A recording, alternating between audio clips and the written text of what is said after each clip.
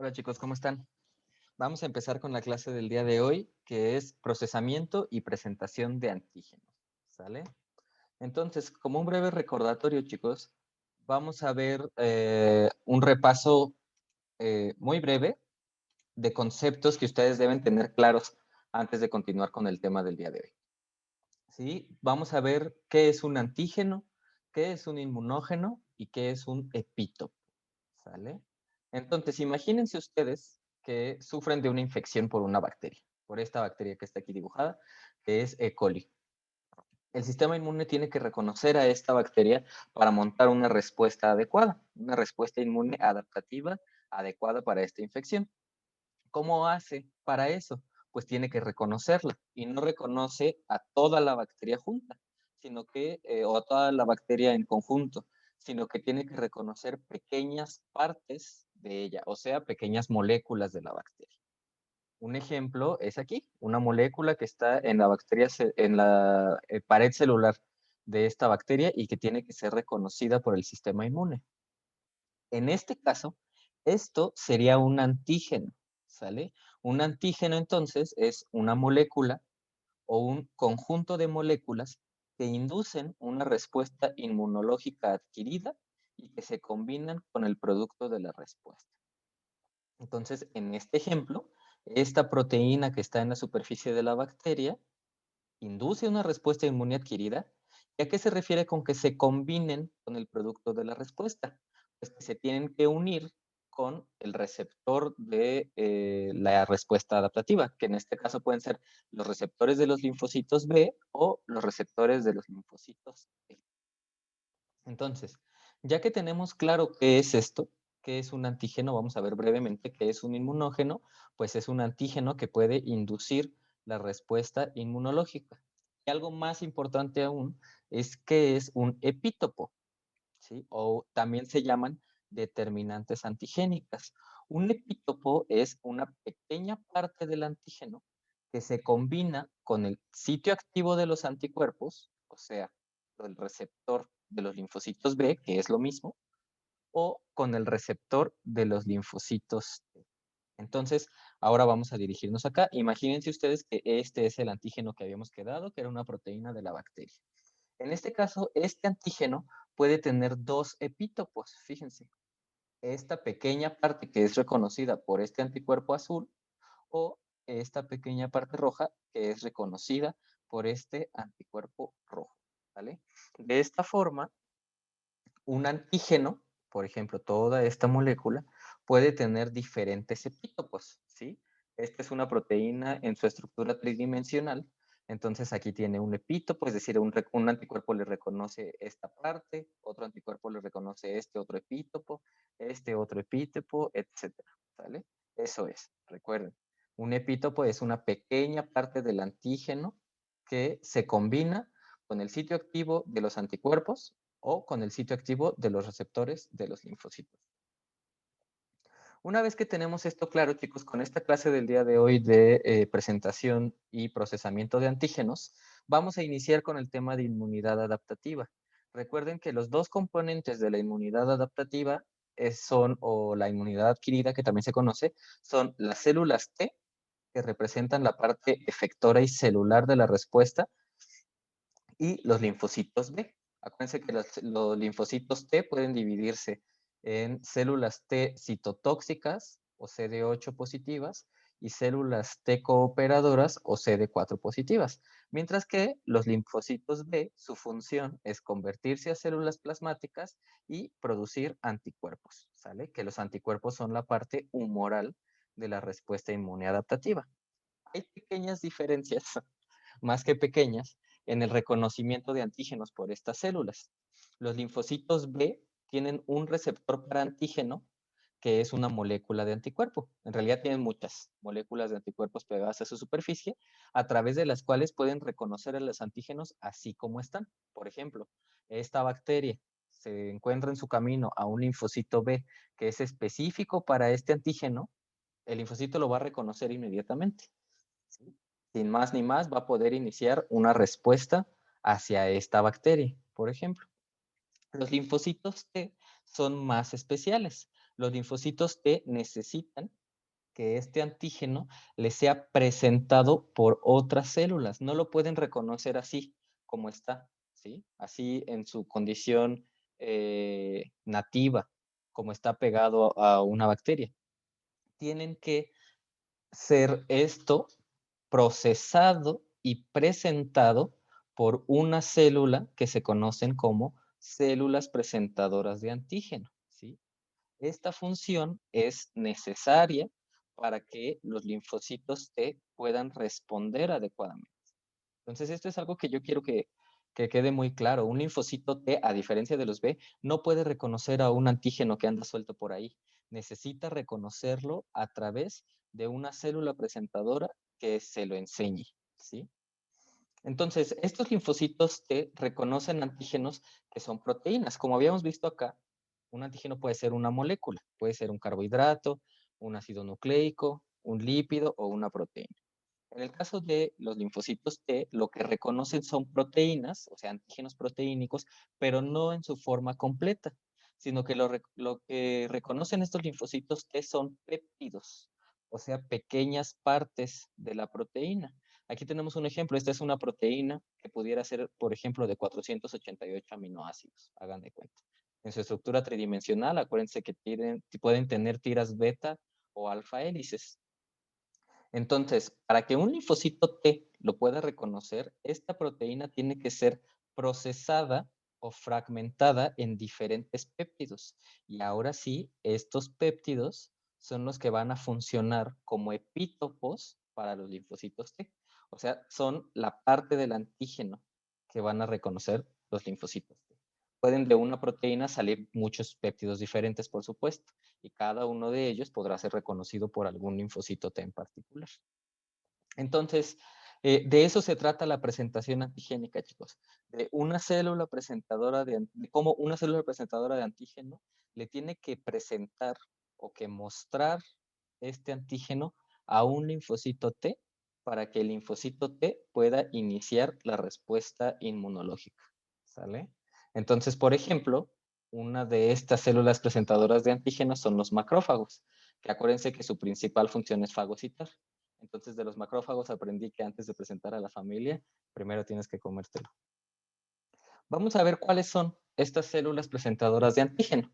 En inglés se les llama, en inglés y en español también, porque adquirimos esa abreviatura, se les llama APCs, que es la abreviatura de la palabra en inglés, Antigen Presenting Cell.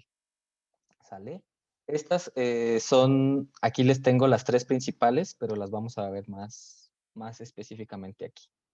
Las tres principales células presentadoras de antígeno, que también se conocen como células presentadoras de antígeno profesionales, son las células dendríticas, los macrófagos y los linfocitos B. Acuérdense mucho de esto porque es una pregunta de examen. ¿Sale? Entonces, ustedes ya han visto estas células en otras clases del curso. Las células dendríticas, acuérdense por qué se llaman así, por sus extensiones, que son dendritas. Aquí las tenemos al microscopio óptico y al microscopio electrónico. Los macrófagos, cuya principal función habíamos dicho que era fagocitar, también los podemos observar. Y los linfocitos B, que tienen como receptor a moléculas de anticuerpo. ¿Sale? Aquí tenemos ilustrada una presentación antigénica en lo que se conoce como sinapsis inmunológica. Esta interacción entre una célula presentadora y un linfocito T se conoce así, como sinapsis inmunológica. Acuérdense que hay otro tipo de sinapsis, que es la nerviosa, en la cual dos neuronas interaccionan. En este caso, es la que ocurre en la presentación antigénica. ¿Sale? Aquí tenemos otra micrografía en la cual podemos ver a una célula dendrítica presentando antígenos a diferentes linfocitos T. Entonces, ¿cómo es que ocurre esto? No, ¿cómo es que una célula presentadora de antígeno es capaz de enseñarle ese antígeno a un linfocito T? Pues para esto se necesita la participación de unas moléculas muy importantes que se conocen como moléculas de histocompatibilidad. Lo que hacen las células presentadoras de antígeno es montar a ese péptido que habíamos visto, esa pequeña parte de la proteína, en una molécula para que ahora sí el linfocito T la pueda reconocer y pueda iniciar una respuesta inmunológica adecuada. Estas moléculas se llaman así, moléculas de histocompatibilidad, y tienen en español dos nombres. Uno es complejo mayor de histocompatibilidad, que se abrevia así, MHC, porque en inglés es Major Histocompatibility Complex. Y este nombre se le da al grupo de genes que codifican para estas moléculas de histocompatibilidad y al grupo de genes que codifican para ellas en todas las especies, los ratones, los perros, los conejos, los caballos, todos ellos pueden tener un complejo mayor de histocompatibilidad que codifica para este tipo de proteínas. En el caso de los humanos, tiene un nombre especial que se llaman antígenos leucocitarios humanos o HLA por sus siglas en inglés, Human Leukocyte Antigen, ¿sale? Es lo mismo, solo que el de humano tiene un nombre especial que es HLA. Entonces, van a ver que de aquí en adelante, y durante los libros que ustedes lean o los artículos, se puede usar como sinónimo el decir HLA al decir MHC. ¿Sale? Entonces, son estas moléculas en las cuales se tiene que montar el antígeno para que sea presentado a los linfocitos T y puedan inducir una respuesta adecuada. Entonces, ahora sí, ya que vimos este preámbulo muy claro de lo que es la presentación antigénica, vamos a ver las moléculas de histocompatibilidad. Aquí se me fue una O. ¿Cómo empezó todo históricamente hablando? Estas moléculas se llaman de histocompatibilidad por el inicio de su descubrimiento. ¿A qué le suena histocompatibilidad? Pues histo, a tejidos, compatibilidad, pues a compatibilidad, ¿no? O sea, a qué tan compatibles son los tejidos, por ejemplo, en un trasplante. Entonces, la historia de estas moléculas empezó justamente con el estudio del rechazo de los trasplantes. Un ejemplo es el trabajo de Peter Medawar, en el cual dio pauta a muchas de las teorías inmunológicas actualmente vigentes, como la teoría de la selección clonal, que es hasta ahora, la vamos a ver más adelante, pero es la teoría más aceptada en cuanto a para qué sirve el sistema inmunológico, y es la que dice que el sistema inmune sirve para reconocer lo propio de lo extraño. Entonces, aquí tenemos ejemplificado una serie de experimentos en las cuales se empezó a descubrir que existía un mecanismo que se encargaba del rechazo de trasplantes. Fíjense cómo aquí tienen ya, para estas fechas, para 1958, ya habían diferentes cepas de ratones que podían servir para experimentos de diferentes tipos. Entonces, para este experimento se usaron dos tipos, unos ratones de la cepa A, digamos, y unos ratones de la cepa B. Si ustedes hacen un trasplante de piel de un ratón de la cepa A, o sea que tiene a otro ratón de la cepa A, es decir, comparten genoma, tienen los mismos genes, este trasplante va a ser aceptado y el ratoncito va a sobrevivir con su pedazo de piel trasplantada. ¿Qué pasa si ahora lo hacemos entre ratones de diferentes cepas? O sea, ratones que no tienen los mismos genes, que tienen diferencias genéticas. Lo que va a pasar es que este ratoncito que recibe el trasplante lo va a rechazar y muy probablemente se va a morir debido a ese rechazo de trasplantes. Esto pues simplemente nos dice que hay algo genético que tiene que ver con la compatibilidad de los tejidos, ¿sí? O sea, los tejidos son compatibles siempre y cuando el donador y el recipiente compartan genoma, pero si sus genes son diferentes, ya no van a ser compatibles. ¿Qué pasa ahora si cruzamos a estos dos ratones y hacemos el mismo experimento? Pero ahora le hacemos el trasplante del ratón B al hijo, que tiene tanto los genes del ratón A como los genes del ratón B. Pues este sí los va a aceptar. ¿Por qué aceptó el trasplante? Pues porque tiene los genes del donador y los genes del recipiente, ¿sale? Por otro lado, si lo hacemos al revés, ahora hacemos el trasplante del hijo hacia el padre, ¿qué le va a pasar al padre? Pues que lo va a rechazar, porque no obtiene los genes, por ejemplo, del ratón gris, que son los genes de la cepa A. Entonces, eso va a hacer que rechace su trasplante.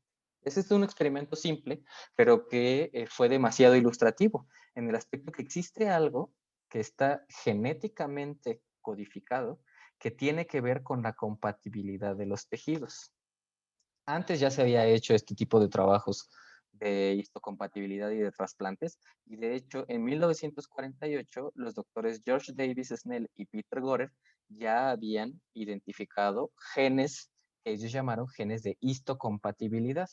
Entonces, como eran de histocompatibilidad, los llamaron H2 en los ratones. Y en los ratones los identificaron en el cromosoma 17, ¿sale?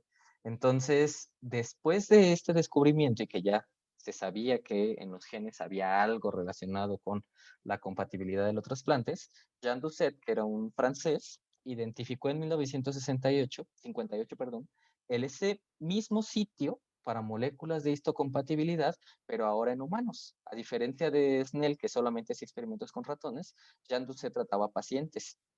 Entonces, en ellos hizo los estudios pertinentes para identificar que estos genes de histocompatibilidad se encontraban en el cromosoma 6.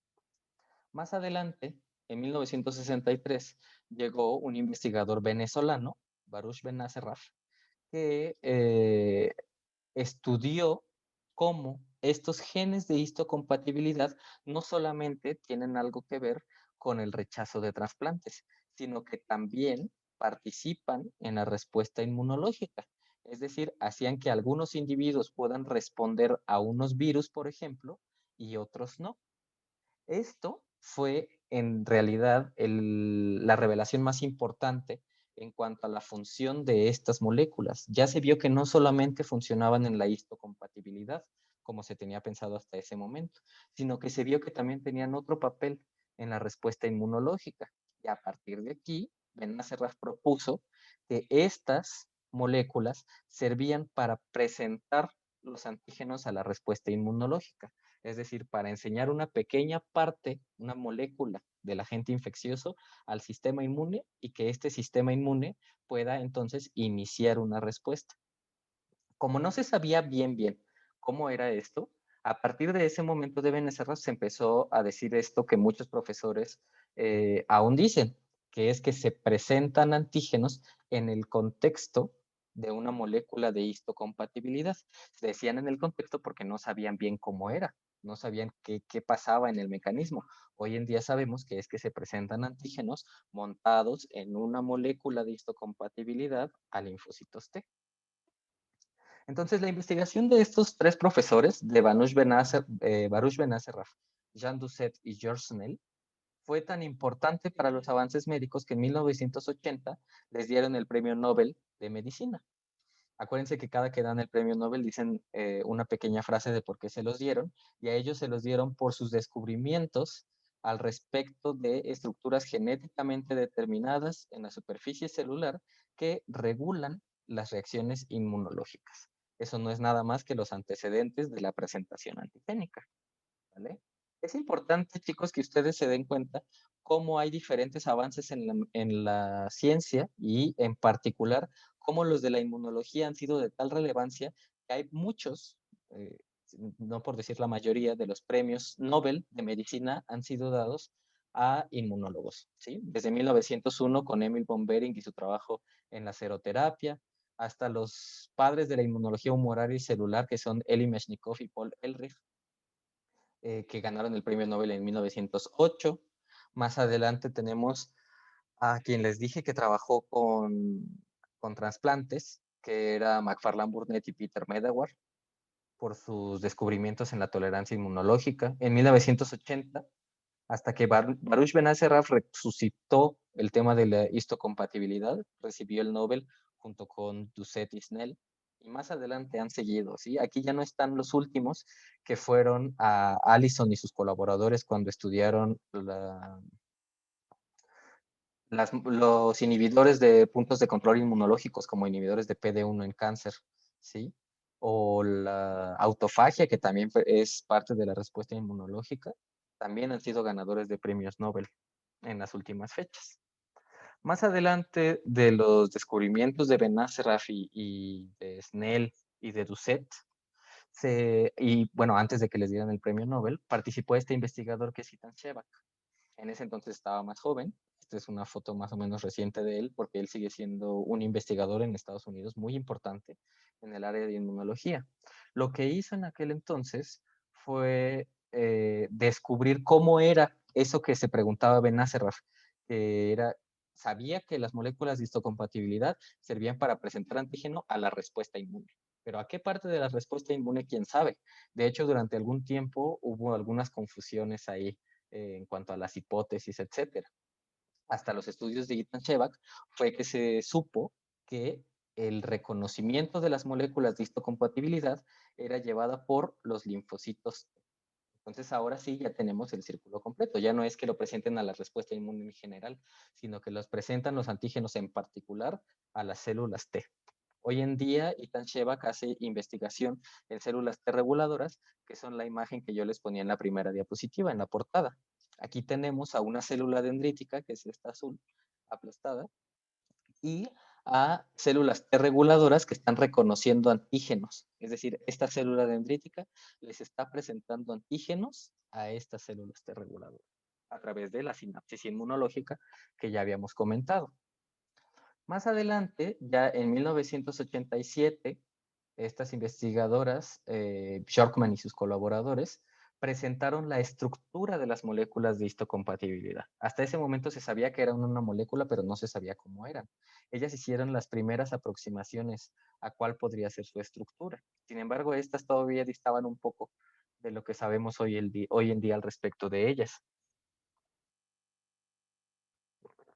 Fue hasta 1993 que Brown y sus colaboradores publicaron esta que se llama la estructura en cristalografía, así es como se conoce la estructura tridimensional de las moléculas, de una molécula de histocompatibilidad. Entonces, algo que llamaba la atención de estas cristalografías es que lograban purificar la molécula, pero nunca sola. Nunca obtenían una molécula de histocompatibilidad solita. Siempre tenía esto, que está aquí en rojito o en anaranjado. ¿Sí? Ustedes, a ver, les doy un momentito para que piensen qué creen que sea esto que está aquí. ¿Sí? Esto azul es la molécula de histocompatibilidad que, que viene pegada a algo. Pues ese algo es pues el epítopo, el antígeno, que es presentado por esa molécula. Es muy difícil separarlos. ¿Sí? Entonces, cuando lo obtuvieron el cristal, lo obtuvieron con todo y el antígeno. Esta es la parte de la proteína, o sea, es el péptido que es presentada por la molécula de histocompatibilidad. Entonces, ¿qué son estas moléculas de histocompatibilidad? Pues son proteínas con una estructura tridimensional muy particular. Vamos a ver que hay dos tipos de moléculas de histocompatibilidad importantes. Ya les había dicho yo que usábamos como sinónimos HLA y MHC. Pues hay moléculas de histocompatibilidad de clase 1 y moléculas de histocompatibilidad de clase 2, con diferencias muy particulares entre ellas. Algo que tienen en común es la forma del surco a donde presentan el péptido. ¿Sí? Ambas, acuérdense, habíamos dicho que las proteínas podían tener tiras beta y alfa hélices. En este caso, las moléculas de histocompatibilidad usan estas alfa hélices para formar una hendidura, un surco de unión al péptido. ¿Qué es esto? ¿Sí? Este como canal que forma la molécula. Aquí es donde va montado el péptido que va a ser reconocido por los linfocitos T. ¿Sale y vale? Entonces, ¿cuáles son algunas de las diferencias? Pues la estructura final de las moléculas. Esta es una molécula de clase 1. Las moléculas de histocompatibilidad de clase 1 están formadas por dos cadenas. Una cadena alfa, que es esta, y que tiene tres dominios. Un dominio alfa 1, un dominio alfa 2 y un dominio alfa 3. Y por otro lado tiene esta patita, que se llama beta 2 microglobulina. Juntas forman por completo a una molécula de histocompatibilidad de clase 1 con ahora el péptido visto de otro lado. En esta imagen de aquí lo estamos viendo así, como de frente, y en la otra de al lado lo estamos viendo así. Aquí el foco, hagan de cuenta, es el péptido, ¿sí? El epítopo que va a ser presentado a los linfocitos T. Por otro lado, las moléculas de clase 2 ya no tienen la cadenota alfa y la beta 2 microglobulina, sino que ahora tienen dos cadenas, una cadena alfa con sus dominios alfa 1 y alfa 2 y una cadena beta con sus dominios beta 1 y beta 2, pero igual que las moléculas de clase 1, también tiene su surco o su hendidura de unión a péptido, que es donde va el antígeno. De acuerdo con las características que se habían visto de los genes, se identificaron diferentes locus de las moléculas de histocompatibilidad. Entonces, hoy en día ya hay una clasificación en la cual tenemos que las moléculas de clase 1 se pueden clasificar en moléculas de clase 1A, B y C. Cada una de ellas tiene muchas variantes, ¿sí? Entonces, por ejemplo, hay HLA A 1, 2, 3, 4, 5, 6, 7, 8, 9, 10 hasta el 414. HLA-B igual 1, 2, 3, 4, tal, hasta el 728 y HLA-C hasta el 210. ¿Qué significa eso de HLA A1, A2, B7, B27, C36, etcétera? Estas moléculas tienen muchas variedades diferentes y cada individuo puede tener alguna, ¿sí? Por ejemplo, imagínense que yo puedo tener el HLA-A8, el HLA-B12 y el HLA-C203, ¿sale? Esos son los genes que yo expreso, pero por otro lado, alguno de ustedes puede tener el HLA-A400, el HLA-B 213 y el HLA-C 4, ¿sale? A eso se refieren estas diferentes variedades de las moléculas de histocompatibilidad. Por otro lado, las moléculas de clase 2 ya no las vamos a clasificar como A, B y C, sino que ahora son HLA-DP, como aquí está, DPA y DPB, HLA-DQ, que también hay DQA y DQB, y HLA-DR, que hay igual, hay DRAA y DRAB. Igual, cada uno de estos locus tiene hasta 120 variantes en el caso del DPB, hasta 23 en el DPA, hasta 503 diferentes en el caso del HLA-DRB, ¿vale? Entonces, estas son las diferentes moléculas de histocompatibilidad que nosotros podemos tener genéticamente. Todas ellas, toditas, sirven para la presentación de antígeno, ¿sí? Todas las de clase 1 tienen esta estructura y todas las de clase 2 tienen esta estructura. Todas ellas interaccionan con los linfocitos T para la presentación de antígenos. Pero ¿cuál es la diferencia? Pues el péptido que les cabe aquí, ¿sí? ¿Cuáles son los antígenos que van a presentar estas moléculas? Algunos son mejores para unos péptidos que otros, ¿sí? Por ejemplo, el HLA-B27 es bueno presentando antígenos de la influenza, o sea, proteínas de la influenza o proteínas del VIH, ¿sí? Y por ejemplo, una molécula de HLA-A, la que ustedes digan, puede no ser buena para presentar proteínas de alguna bacteria en particular, por ejemplo. Esas son las diferencias de cada uno de los genes, de cada una de las proteínas de histocompatibilidad. Entonces, habíamos dicho que descubrieron, Doucet, que el locus de las moléculas de histocompatibilidad estaba en el cromosoma 6. Entonces, aquí tenemos un cromosoma 6 con su brazo largo, que acuérdense que se abrevia como Q, y con su brazo corto, que se abrevia como P de petit, ¿sí? En este brazo corto del cromosoma 6, en esta posición, la 6p21.31, tenemos al complejo mayor de histocompatibilidad.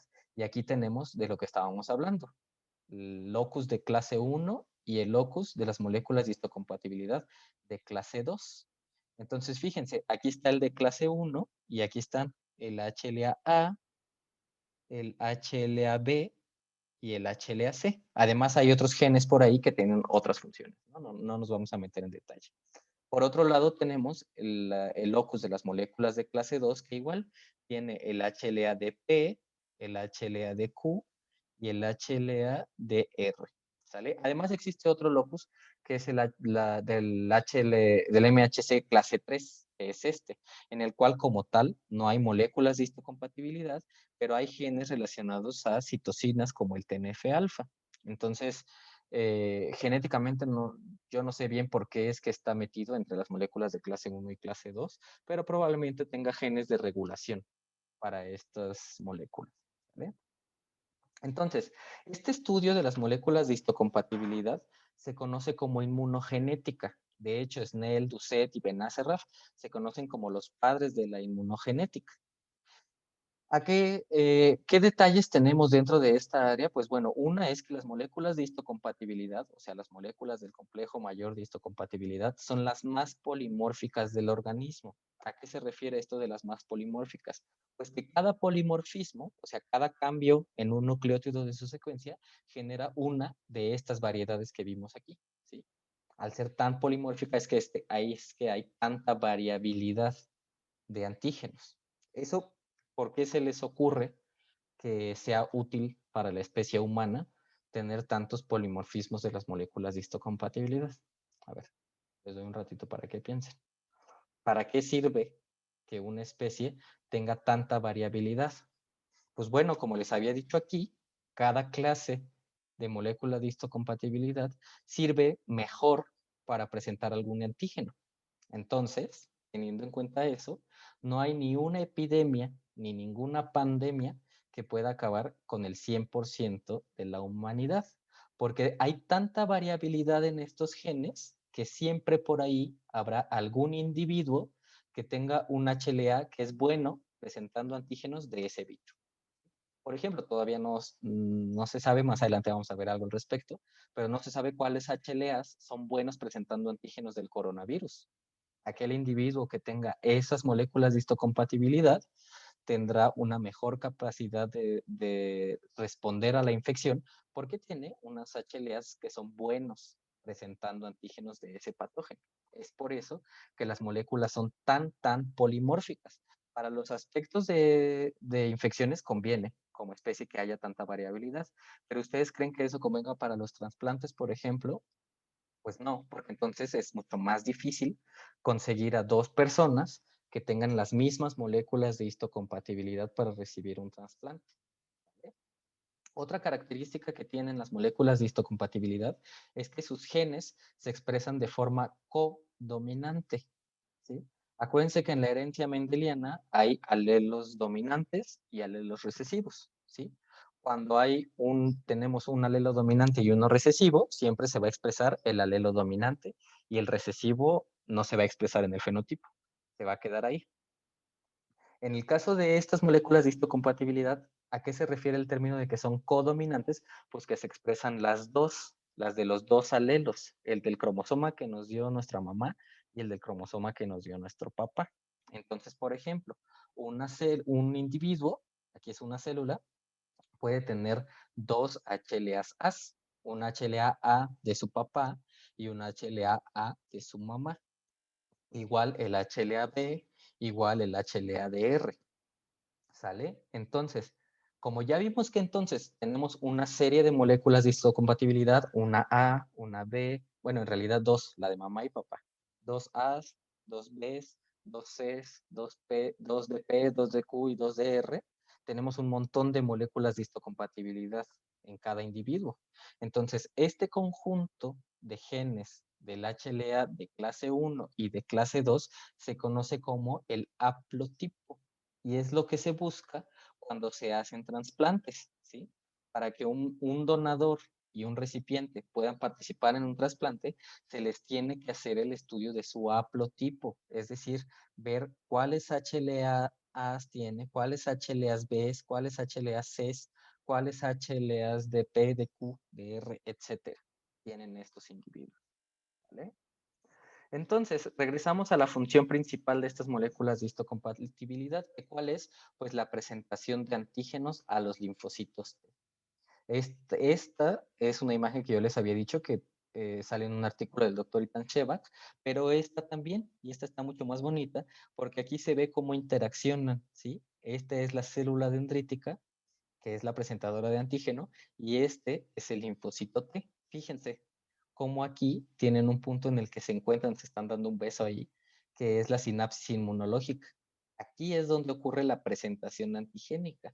Entonces, en esa presentación tenemos a una molécula de histocompatibilidad que presenta su antígeno, en este caso es esta bolita roja, al linfocito T, que el linfocito T lo reconoce con su receptor de célula T, que en inglés se abrevia TCR. ¿Sale? Esta es la presentación de antígenos, chicos. Durante esta activación de los linfocitos T hay otras señales. La primera señal es eso, la presentación de antígeno en una molécula de histocompatibilidad al receptor del linfocito T. Hay una segunda señal que se llama la señal de coestimulación y que le da la señal de sobrevivencia a los linfocitos T, o sea, les permite seguir vivos después de esto y seguir activándose. Hay una tercera señal que es la señal de citocinas, la cual le va a decir al linfocito T que se convierta en un tipo o en otro tipo de linfocito.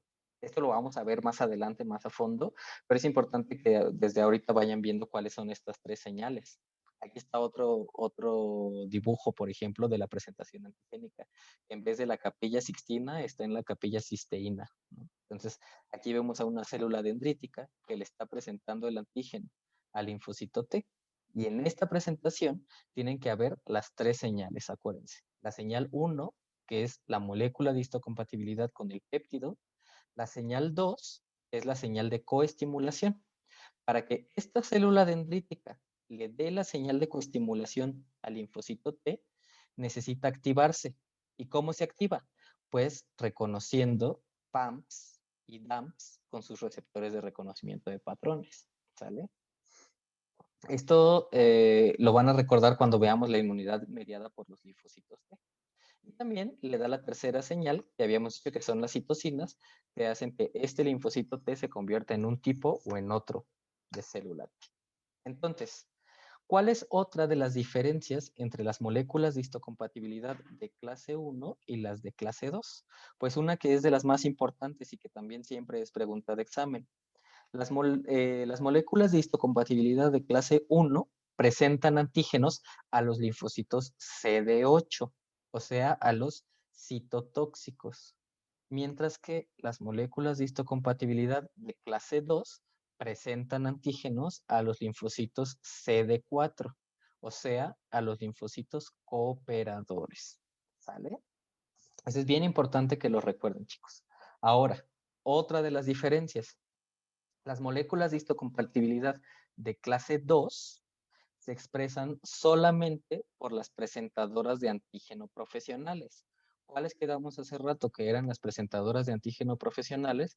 Pues los linfocitos B, los macrófagos y las células dendríticas. ¿Vale? Hay otras células que pueden expresar moléculas de histocompatibilidad, que son las células epiteliales del timo. ¿Esto por qué? Porque estas moléculas se necesitan para el desarrollo y para la maduración de los linfocitos T. Acuérdense que habíamos quedado que los linfocitos T maduraban en el timo. Entonces, por eso es que en el timo se tenían que expresar. Por otro lado, habíamos dicho ya, entonces un repaso. Las moléculas de clase 2 se expresan solo en las células presentadoras de antígeno profesionales, que son estas tres. Las moléculas de clase 1 no solamente se expresan en ellas, sí se expresan en las células B y en los macrófagos y en las células dendríticas, pero además de eso, se expresan en todas las células nucleadas del cuerpo. ¿Sale? O sea, toda aquella célula que tenga núcleo va a expresar moléculas de histocompatibilidad de clase 1. ¿A qué me refiero con que va a expresar? A que todas las células del cuerpo, que siempre y cuando tengan un núcleo, van a poder tener en su superficie moléculas de histocompatibilidad de clase 1. ¿Sí? Como son todas las células nucleadas, eso excluye a los eritrocitos, porque acuérdense que los eritrocitos no tienen núcleo. Pero entonces, una célula de pulmón, una célula de piel, de hígado, de intestino, de hueso, de músculo, del tejido que a ustedes se les ocurra, va a expresar moléculas de clase 1, pero no moléculas de clase 2, porque esas quedamos que solamente se expresan en las presentadoras de antígeno profesional. ¿Vale? Entonces, ¿cómo es que estas moléculas presentan solo un péptido de las proteínas? Y las proteínas vienen completas. La bacteria que nos infectó trae a sus proteínas completitas en su membrana o en su citoplasma o en su núcleo, donde sea que las haya tenido. Pues para eso tiene que haber un procesamiento de antígenos, ¿sí? Tienen que las células presentadoras o las células normales del cuerpo tienen que tener un mecanismo para cortar esas proteínas en cachitos y poder montarlas aquí en las moléculas de histocompatibilidad. Para eso hay dos vías. La vía de las moléculas de histocompatibilidad de clase 1, que se conoce como la vía endógena, y la vía de las moléculas de histocompatibilidad de clase 2, que se conoce como la vía exógena. ¿Sale? Vamos a ver aquí brevemente las diferencias. Las moléculas de histocompatibilidad de clase 1 principalmente presentan antígenos intracelulares, por eso son endógenos, porque están adentro de la célula. Mientras que las moléculas de clase 2 normalmente presentan antígenos que vienen de fuera de la célula, o sea, antígenos exógenos. ¿Vale? Esto es importante que lo vayan escribiendo y cómo me voy a dar cuenta que hicieron la tarea, pues que antes de la clase me van a mandar de forma individual una tabla hecha por ustedes a mano con las diferencias entre las moléculas de histocompatibilidad de clase 1 y las moléculas de histocompatibilidad de clase 2. ¿Vale? Es decir, qué antígenos presentan, a qué células presentan sus antígenos, ¿sí? Qué células las expresan y las diferencias en su estructura. ¿Sale? Esto lo mandan por favor a mi correo antes de la clase. Bueno, entonces, regresando al tema, vemos que les había dicho, las moléculas de clase 1 presentan antígenos que están dentro de la célula. ¿Cuáles son ejemplos de antígenos que están dentro de la célula? Uno son los antígenos propios. ¿Sí? Nuestras propias moléculas normalmente pueden ser degradadas y presentadas en las moléculas de histocompatibilidad. Otra, en el caso de infecciones, pueden ser antígenos de virus. Acuérdense que siempre los virus están de forma intracelular, además de bacterias intracelulares también. En ese caso, los antígenos de estas bacterias intracelulares también van a ser presentados en moléculas de clase 1. Pero ¿cómo es que le hacen las células para cortar a las proteínas en cachitos y poder montar los péptidos pequeñitos en la molécula? Bueno, pues hay una maquinaria intracelular que se conoce como el sistema del proteasoma. ¿Qué es esto? Fíjense, es como un tubo que está formado de enzimas proteolíticas, o sea, enzimas que rompen proteínas. Lo que pasa normalmente es que esos antígenos endógenos o esas proteínas sufren un proceso que se llama ubiquitinación. ¿Qué significa eso? Que se les agregan pequeñas moléculas que se llaman ubiquitinas. Ajá, por eso se llama ubiquitinación. Esas ubiquitinas lo que hacen es marcar al antígeno para que se vaya y pase por el tubo que lo destruye, o sea, que pase por el proteasoma. Entonces, esta proteína que ya está ubiquitinizada va a pasar al sistema del proteasoma y por todas las enzimas proteolíticas se va a romper. Entonces ya no está la proteína completa, sino que ahora son pequeños cachitos, o sea, pequeños péptidos. Esos péptidos van a entrar al retículo endoplásmico a través de un transportador. Ese transportador se llama TAP. Y una vez que están dentro del retículo endoplásmico, son montadas en la molécula de histocompatibilidad. Y ahora sí, esta molécula de histocompatibilidad con su péptido es llevada a la superficie celular y presentada a los linfocitos CD8, porque acuérdense que las moléculas de clase 1 solo presentan a las células CD8, ¿sale? Entonces, para cuando sale a la membrana, ya sale con su péptido, ¿sí? Y ahora sí, aquel linfocito CD8 que sea específico para este antígeno va a poder reconocerlo en cualquier célula, porque acuérdense que estas se expresan en todas las células del cuerpo. ¿Qué utilidad tiene que se expresen en todas las células del cuerpo? Pues que todas las células del cuerpo pueden ser infectadas por virus.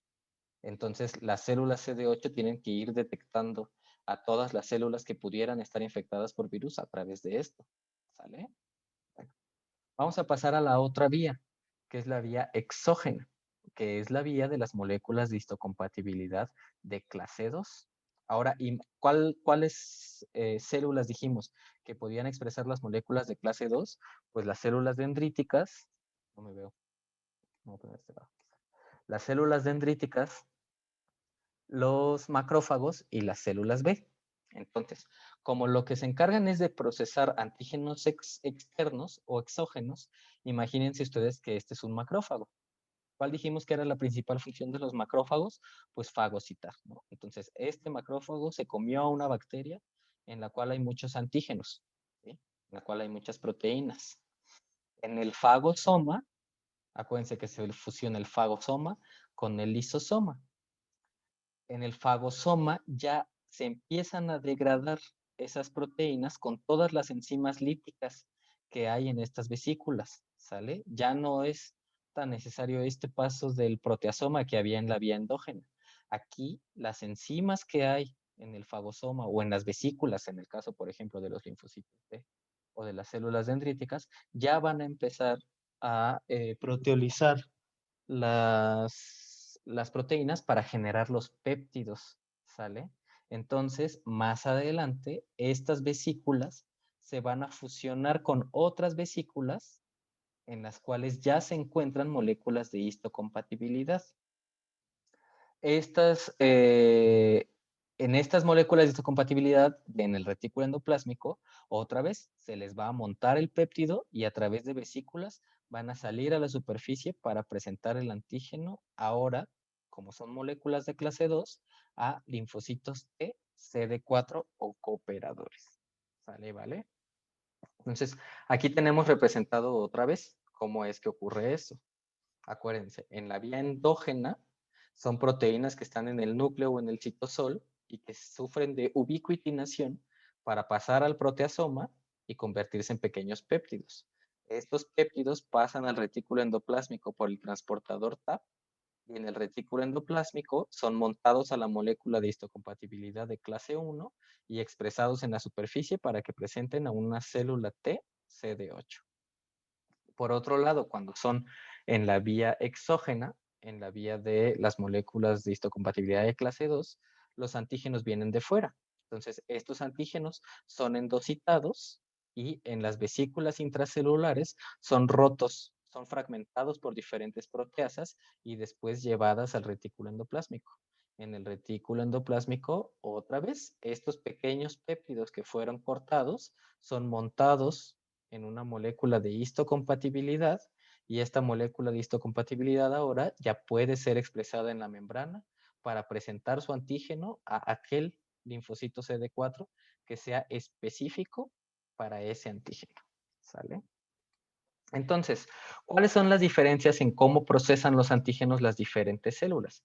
Pues para la vía endógena, todas las células lo procesarán más o menos igual, porque acuérdense que todas las células nucleadas pueden hacer esto, ¿sí? Activar el proteasoma para expresar moléculas de histocompatibilidad de clase 1. Sin embargo, las de clase 2 solamente se expresan por las presentadoras de antígeno profesionales, que son estas tres. Entonces, ¿cómo le hacen cada una para presentar? Pues vamos una por una. Las células dendríticas, la forma en la que captan a los antígenos es a través de un mecanismo que se llama macropinocitosis. O sea que con sus dendritas agarran todo lo que alcancen y lo endocitan, ¿sí? Como si se bebieran todo lo que estuviera alrededor, con todo lo que traiga ahí, y lo endocitan al interior. Una vez que lo endocitan o que incluso algunas pueden ser capaces de fagocitar, pues ya tienen en su interior al antígeno, ¿sale? Que en este ejemplo es esta bolita roja. En el caso de los macrófagos, pues no queda duda que su principal forma de captar a los antígenos es a través de fagocitosis, ¿sale? Y en el caso de los linfocitos B es algo muy interesante, porque los linfocitos B, acuérdense que dijimos que tienen en su superficie anticuerpos que también son como conocidos cuando están así pegados a la célula como receptor de célula B o BCR. ¿Sale?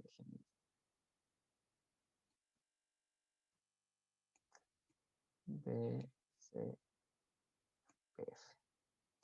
Entonces, los linfocitos B, al igual que los linfocitos T, tienen especificidad. O sea, solamente van a reconocer antígenos para el cual ellos son específicos. Entonces, los linfocitos B son envidiosos, porque solamente le presentan a los linfocitos T los antígenos para los cuales ellos son específicos. ¿Vale? Entonces, si este linfocito B es específico, por ejemplo, para una proteína de estafilococos, se lo va a presentar al linfocito T, que es específico para un péptido de la misma bacteria, ¿sale? Entonces, la forma en la que capta el antígeno es que lo reconoce por su receptor, que es la molécula de anticuerpo, y luego lo endocita con todo y todo. Entonces ya tienen en su interior al antígeno. Ahora, ¿qué tantas moléculas de histocompatibilidad van a expresar? Pues normalmente van a tener una alta expresión, ¿sí? Porque esa es una de sus principales funciones, presentar los antígenos a las células T. Habíamos quedado que durante la presentación habían las tres señales, ¿se acuerdan? La primera, que es la del MHC con el péptido, la segunda, que es la de coestimulación. ¿Qué tanta señal de coestimulación pueden dar? Pues las células dendríticas dan muy buenas señales de coestimulación, ¿sí? Mientras que en cambio, las macrófagos y los linfocitos B depende de qué tanto se activen, qué tantas señales de coestimulación les van a dar a los linfocitos T. ¿Cuáles son los antígenos que presentan? Las células dendríticas presentan péptidos, ya habíamos visto, antígenos de virus, por ejemplo, y alérgenos.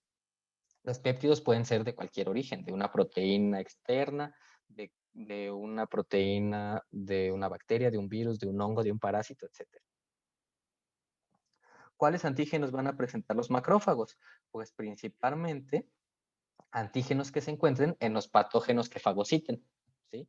Todo aquello que sea fagocitado por el macrófago va a poder ser presentado como antígeno para los linfocitos T. Por otro lado, los linfocitos B, ¿cuáles antígenos van a presentar? Pues aquellos que puedan reconocer con sus receptores. Entonces pueden ser, por ejemplo, antígenos solubles que andaban por ahí en la sangre. ¿Cuál es un ejemplo de un antígeno soluble que anda por ahí? Pues una toxina, ¿sí? O un veneno, o un virus, ¿sí? O un antígeno de una bacteria que andaba por ahí flotando también puede ser presentada por un linfocito B. ¿Dónde se localizan estas células presentadoras? Pues las células dendríticas se pueden encontrar en todo el cuerpo, aunque casi no se detectan en sangre. Normalmente están en los tejidos y cuando viajan a los órganos linfoides, viajan a través de la linfa, porque eso es algo importante. ¿Dónde se lleva a cabo la presentación antigénica? En los órganos linfoides secundarios, principalmente en los nódulos linfáticos, para el caso de células dendríticas y macrófagos. Para el caso de linfocitos B, también puede ser en nódulos linfáticos, pero a su vez puede ocurrir en el vaso, ¿vale? Entonces, ¿dónde se encuentran los macrófagos? Pues bueno, en cavidades corporales, en tejidos linfáticos, conjuntivos. ¿Dónde se encuentran los linfocitos B? En la sangre periférica y en los tejidos linfáticos, ¿vale? Entonces, aquí está presentada cómo están unas células dendríticas en los tejidos periféricos, ¿sí? Cómo una vez que encuentran a su antígeno, se activan cuando captan y procesan antígeno, se activan las células dendríticas y ahora pueden ir a los tejidos linfáticos como un nódulo o un ganglio a presentarle el antígeno. Aquí está una célula dendrítica y una célula T interaccionando con ella. Ahora, ¿qué detalles hay que saber además de estas moléculas de histocompatibilidad?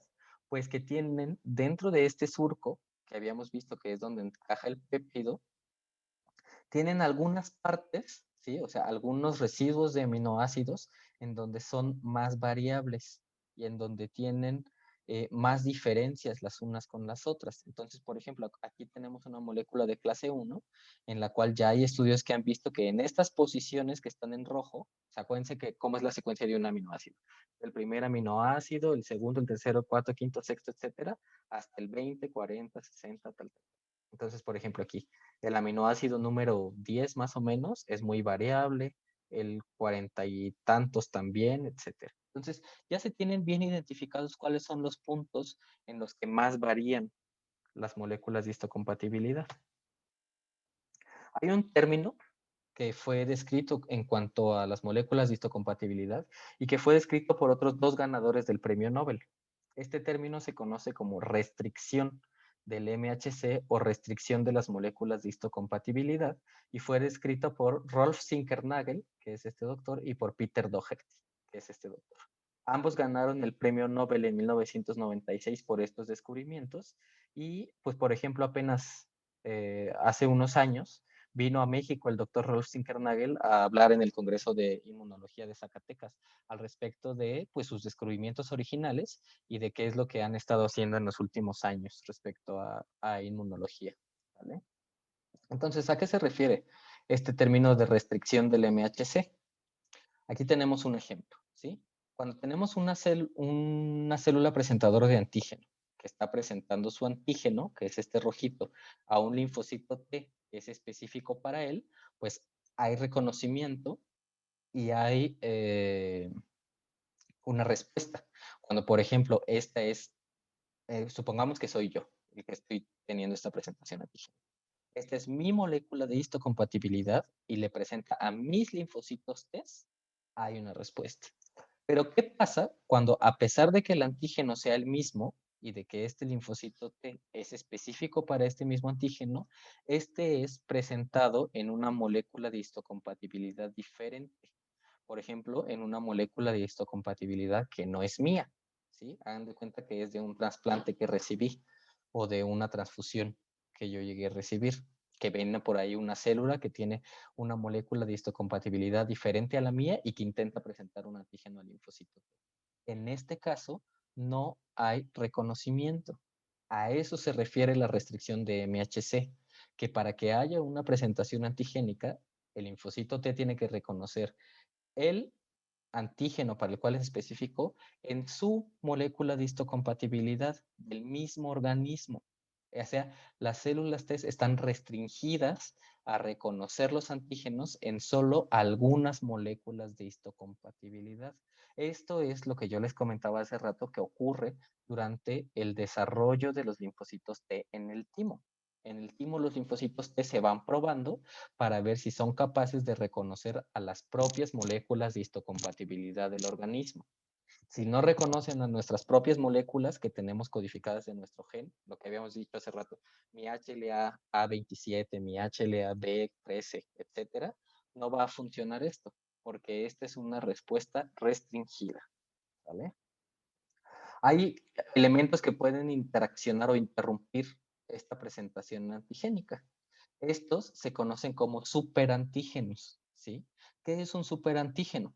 Es una molécula que puede interaccionar tanto con el receptor de los linfocitos T como con las moléculas de histocompatibilidad, interrumpiendo su interacción, como este, que se está entrometiendo aquí. Al entrometerse así, genera una confusión en la cual el linfocito T siempre va a estar activado creyendo que está recibiendo mucha presentación de antígenos. Entonces va a hacer unas respuestas exageradas. ¿Sí? Hay superantígenos virales y también hay superantígenos bacterianos. Entonces aquí está una estructura bonita, tridimensional, como aquí está una molécula de histocompatibilidad y aquí está un linfocito T y aquí se está entrometiendo este superantígeno del estafilococo. ¿Vale? Este superantígeno del estafilococo es importante porque hay una enfermedad que es causada por él. Esta enfermedad se llama el síndrome de choque tóxico estafilocócico. ¿Y cómo se originó? Pues bueno, porque en los años, creo, 70 o algo así, muchas mujeres empezaron a usar tampones para la menstruación. ¿Qué es lo que pasaba? Que no se cambiaban los tampones, se los dejaban ahí por mucho tiempo, entonces se acumulaban las bacterias. Al acumularse las bacterias, estos estafilococos que pudieran estar ahí empezaban a producir sus toxinas y empezaban a producir, por ejemplo, este superantígeno que hacía que se activaran tantísimo los linfocitos T que las mujeres se morían de este síndrome de choque tóxico. ¿Sí? La toxina causaba tal respuesta inmunológica exagerada que llevaba a las mujeres a un estado de choque y se podían morir simplemente por eso. ¿Sale? Ya casi para terminar, vamos a ver otros tipos de presentación antigénica que han sido descritos más recientemente. Originalmente se tenía la idea, como yo les había dicho, que solo las moléculas de clase 1 presentan antígenos endógenos al linfocito CD8 y las moléculas de clase 2 presentan antígenos exógenos a linfocitos CD4. Lo que se ha descubierto últimamente es lo que se conoce como presentación cruzada. Es decir, que las moléculas de clase 1 también pueden presentar antígenos exógenos cuando tienen algunas características especiales, por ejemplo, que vienen en células apoptósicas. Cuando en este ejemplo una dendrítica C, una célula dendrítica se fagocitó a un cuerpo apoptósico, ahora puede presentar antígenos exógenos en moléculas de histocompatibilidad. Y por otro lado, también se descubrió que las moléculas de clase 2 pueden presentar antígenos intracelulares siempre y cuando ellos vengan a partir de un proceso que se conoce como autofagia. Entonces, en su tarea en la que me van a mandar la tabla de los MHCs, también hasta abajo me van a poner qué es la autofagia, ¿vale? Que es el mecanismo a través del cual se pueden generar estos péptidos intracelulares que van en las moléculas de clase 2. ¿Cuáles son las aplicaciones clínicas de tener estos conocimientos, chicos? De tener el conocimiento sobre las moléculas de histocompatibilidad. Una de ellas es que estos genes de las moléculas de histocompatibilidad son los que proporcionan la principal asociación genética con enfermedades. Cuando a ustedes les toque exponer de alguna enfermedad en cualquier materia y les toque hablar del riesgo genético, siempre va a salir una molécula de histocompatibilidad como aquella que está asociada al riesgo genético. Otra muy importante son los trasplantes. Eso pues ya no tengo que hablar más al respecto, ¿no? Porque ya lo hemos estado viendo durante toda la clase, que para que se pueda llevar adecuadamente un trasplante, las moléculas de histocompatibilidad deben ser compatibles o deben ser similares en el donador y en el recipiente. Otra muy importante es la generación de vacunas, porque hay vacunas que se generan buscando péptidos que puedan ser presentados por moléculas de histocompatibilidad a los linfocitos T. ¿Sale? Dentro de esta asociación con enfermedades, la primera asociación fue descrita en 1973 por Scholstein, ¿sí? El cual asoció una molécula del HLA-B, que por lo tanto es una molécula de clase 1, y es la molécula HLA-B27 con una enfermedad que es la espondilitis anquilosante.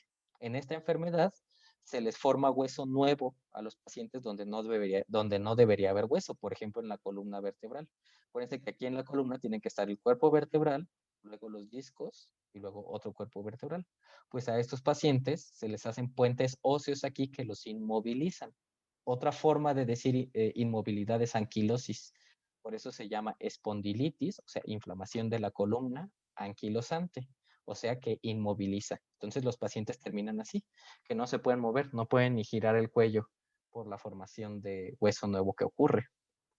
Si quieren saber más de cómo es que esta enfermedad, esta molécula de histocompatibilidad se asocia con la espondilitis, pueden leer este artículo que publicamos nosotros hace algunos años. ¿Sale? Dentro de esta misma utilidad clínica de las moléculas de histocompatibilidad, les quiero presumir que en septiembre, el 28 de septiembre, nos aceptaron un artículo a mí con un grupo de colaboradores y amigos, en el cual, usando bioinformática y usando la secuencia de la proteína Spike del coronavirus, el de la pandemia actual, encontramos una asociación de un HLA, que es el HLA de RB101, con la letalidad de los pacientes con COVID.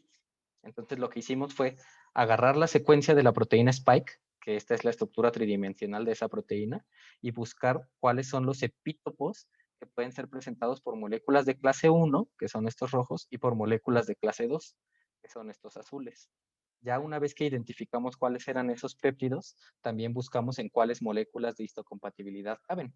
O sea, buscamos cuáles son las moléculas de histocompatibilidad que son mejores presentando antígenos del coronavirus.